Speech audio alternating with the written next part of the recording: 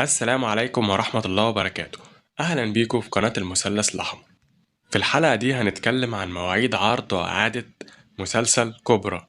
طبعا مسلسل كوبرا من مسلسلات النصف الثاني من شهر رمضان، واللي هيتعرض بعد انتهاء مسلسلات النصف الأول من شهر رمضان، زي مسلسل أشغال شقة وأعلى نسبة مشاهدة ونعم الأفوكاتو. والمسلسل من بطولة محمد إمام ومجدي كامل ومحمود عبد المغني ومحمد ثروت وأحمد فتحي وهشام إسماعيل ومحمود البزاوي ومجدي كامل وأسس وعلاء مرسي ومعتز هشام وهالة فاخر وأحمد بدير وحجاج عبد العظيم وصفاء الطوخي.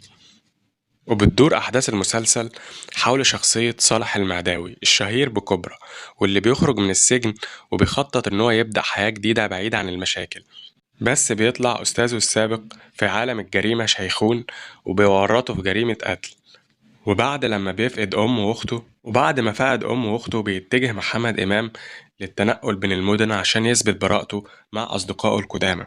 أما بالنسبة لمواعيد العرض، أعلنت شبكة MBC مصر إن المسلسل هيتعرض في تمام الساعة 10 مساء على قناة MBC مصر.